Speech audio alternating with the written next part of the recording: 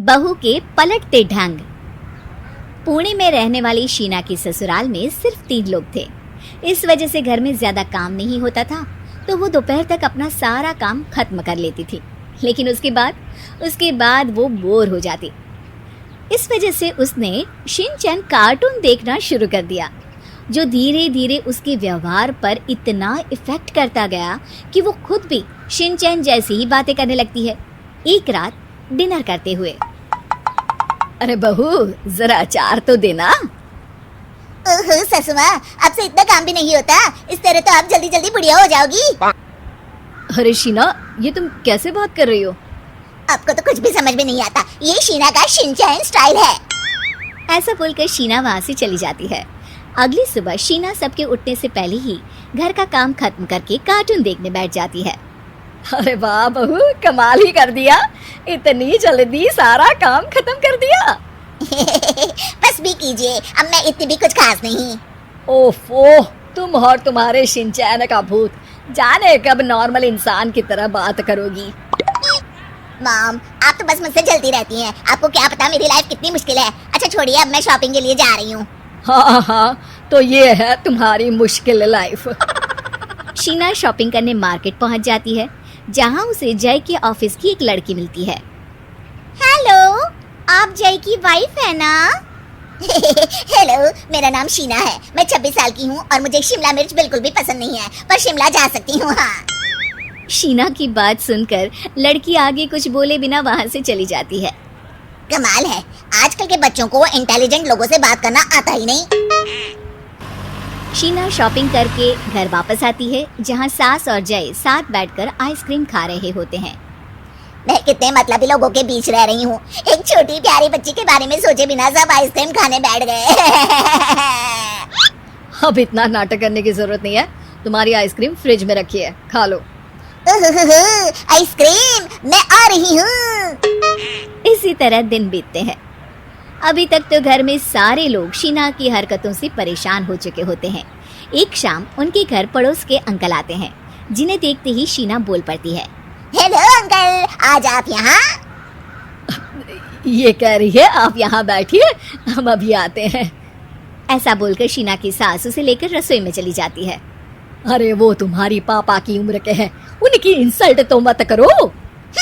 आपको तो बस अपनी ही खुशी दिखाई देती है। शीना के ऐसे बोलने पर सास हैरान रह जाती है और शीना बाहर आकर अंकल से कहती है, तो अंकल आज आप क्या लेने आए हैं, या फिर बस सासू माँ को देखने का बहाना चाहिए? वैसे ये इतनी भी अच्छी नहीं है, पूरा समय मुझे डांटती रहती है और कभी कभी तो खाना भी नहीं देती। अंकल हैरानी से उसकी ओर देख रहे हैं। तभी उसकी सास वहाँ आती है।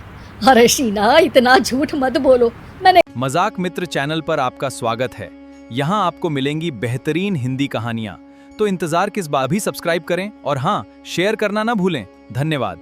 कब तुम्हें खाना नहीं दिया? अरे ऐसा बोलोगी तो तुम्हें आज रात का खाना सच में नहीं मिलेगा। देखा, मैंने कहा था ना, बच्ची पर जुल्म करती है। आप मुझे अपने घर ले चलो अंकल। इस तरह दोनों सास बहू में तू तू मैं शुरू हो जाती है, जिसे देख अंकल तो डर कर भाग जाते हैं, लेकिन वो दोनों चुप ही नहीं होती। रात को जय के घर वापस आने पर सास उसे शीना की सारी बात बताते हुए कहती है, अरे इसके सर से कार्टून का भूत तो उतारना ही पड़ेगा। मौका या वक्त कुछ देखती ही नहीं, बस बकवास शुरू कर देती है। बात तो आपकी सही है, पर क्या करेंगे? अरे कार्टून देखकर ऐसी बनी है तो इसकी कार्टून ही बंद कर दो। हाँ, कार्टून बंद करके कुछ समझदारी वाली चीजें दिखाते हैं। जियोग्राफी दिखाना शुरू कर दो ना, क्या पता कुछ अकल आ जाए। हाँ, नाइस आइडिया माँ। इस पर जय केबल टीवी पर ज्योग्राफी छोड़कर बाकी सारी चैनल बंद करवा देता है, पर शीना भी किसी से कम नहीं होती। ओहो पतिदेव, अपने आप को बहुत स्मार्ट समझते हो। शीना मोबाइल पर YouTube ऑन करके उस पर शिनचैन देखने लगती है। शीना की इस स्मार्टनेस को देखकर जय तो बेचारा सर खुजलाता ही रह जाता है।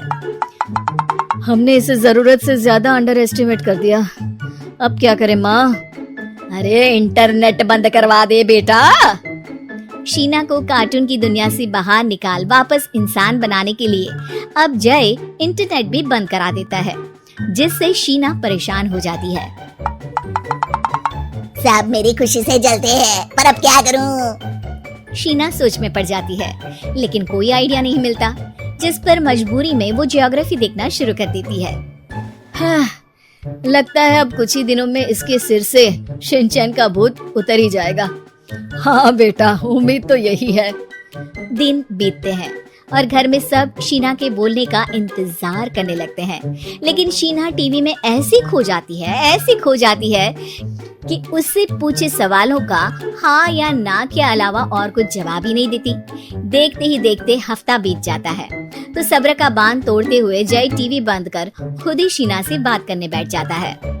क्या बात है शीना, पहले तुम ज्योग्राफी देखने को तैयार नहीं थी और जब देखने बैठी तो इसके आगे किसी चीज की कोई सूध ही नहीं, ना किसी से बात करनी, ना घर का कोई काम। अरे माँ कब तक अकेले सब कुछ संभालेंगी? अभी भी तुम्हारे सर से शिनचैन का भूत उतरा कि नहीं? जब मादा भालू नर भालू से बात नहीं करती तो वो उनका ध्यान अपनी तरफ आकर्षित करने के लिए बिल्कुल यही हरकत करते हैं। तुम नर भालू हो। शीना के ऐसा बोलते ही जय और उसकी मम्मी एक दूसरे की तरफ देख सर पकड़कर बैठ जाते।